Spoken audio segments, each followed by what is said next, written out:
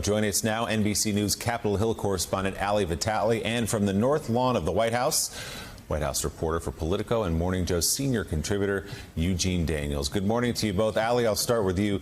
We had a long conversation earlier with Senator Murphy, doing his best to express optimism, saying there are more Republicans at the table now than he's ever seen, that he believes they are negotiating in good faith, but also with a dose of reality, that he's not going to get everything he wants to get, or maybe anything, even if it's so popular with the American public as expanded universal background checks, red flag laws, and the like. Yeah, Willie, that dose of reality check is never far from mind here on Capitol Hill, because we really have seen legislators do this dance before, come to the table, try to negotiate a package, and have it fall apart. I think one of the things that we're looking at, it's both a Democratic shift of mindset, because you hear Chris Murphy there saying that there are things on the table for him that he's entertaining. He's not going to let the perfect be the enemy of the good. I think that's important when you consider the Democratic mindset on this. But then also you have to consider the Republican mindset on this. And early on, Mitch McConnell seemed to bless these kinds of talks between Republicans and Democrats on guns. He's talked about it in a really specific way, though, and I want to play for you something he said yesterday in his home state of Kentucky that I think lends to the mindset on this that we should all keep in mind. Take a listen. And it seems to me there are two broad categories that underscore the problem: mental illness and school safety. So hopefully we can find a way to come together and make some progress on this horrendous problem, consistent with our Constitution and with our values.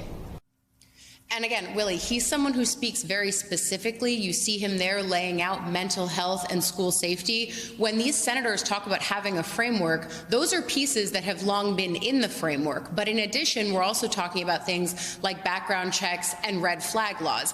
That's something that's also in the House Judiciary package today. Of course, the House and Senate both on recess, but the House Judiciary Committee coming back today for an emergency markup session on a larger package of bills that include things, for example, like incentivizing states to put in place red flag laws. That's one of the few pieces of this package that, as I look at what could happen between the House and Senate where they actually find commonality, red flag laws does seem to be one of those places. A Democratic aide said yesterday when they think about what's in this House Judiciary bill, they think about it all as low-hanging fruit, but that doesn't necessarily change its fate or its feasibility once it gets to the Senate. Nevertheless, multiple efforts here trying to have something happen in the wake of so much tragedy. They're trying framework, though, maybe a generous characterization of what they have at this point. NBC News Capitol Hill correspondent Ali Vitale. Ali, thanks so much.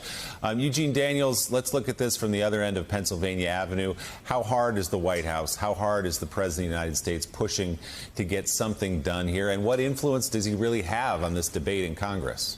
Yeah, I mean, the White House has talked about the president, the administration having dozens of calls with folks who are involved, so whether that's the negotiators or members of Congress who have a lot of sway on Capitol Hill.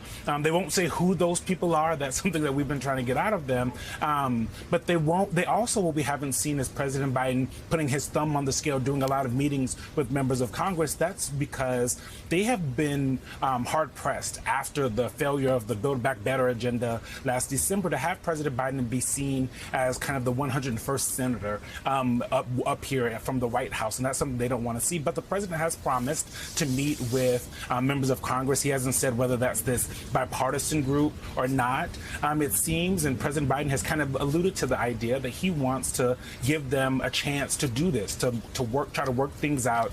And even the press secretary over the last week has kind of alluded to the fact that it's not always very helpful for a president to come in and get involved in bipartisan effort. I will say, though, that is not something advocates want to hear. It's not something that a lot of voters want to hear, because they want to see the president out front on this issue. One of the things the administration is looking at is seeing what kind of executive orders they can do from here.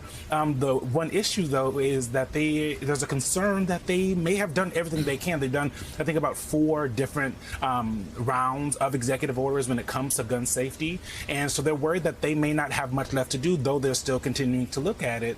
And everything Ali talked about is exactly right. Something that is really interesting is any member of Congress, any president, anybody who would be, who would say that gun legislation shouldn't be something that they should pass and have sent to the president's desk is out of step with the American people. Last week, after the Uvalde shooting, we had some Morning Consult political polling said 88% somewhat or strongly support all gun sales requiring background checks, 67% with banning assault-style weapons, and on things kind of like red flag laws, 84%. And so that is something that the American people want to see. Whether that changes the calculations of folks on Capitol Hill, especially Republicans, is hard to see.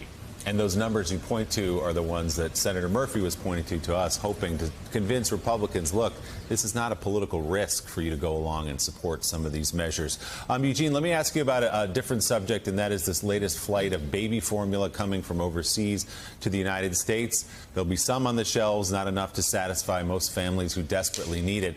And a pretty stunning admission yesterday from President Biden when he said he didn't even hear about the crisis until April. We know the whistleblower made that report at Abbott's factory back in October, and that in fact in February it was shut down, the president saying he didn't hear about it though until April.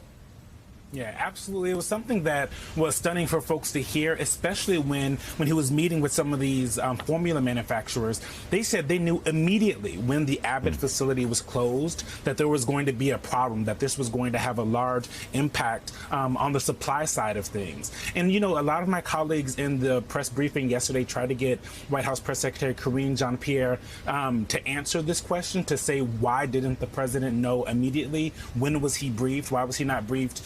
If the formula folks knew and the government was looking into and the FDA had been involved in shutting down this plant, why wasn't the president of the United States involved or at least briefed on the issue? And the thing that she kept pushing back with is, you know, this is a whole of government approach. And I think the most interesting question, or I guess interesting retort that was sent back to her was, does that include the president of the United States? And so that's an answer that they have still yet to, or a question they've still yet to answer, but it's not going away anytime soon because this issue is still right in front of the American people.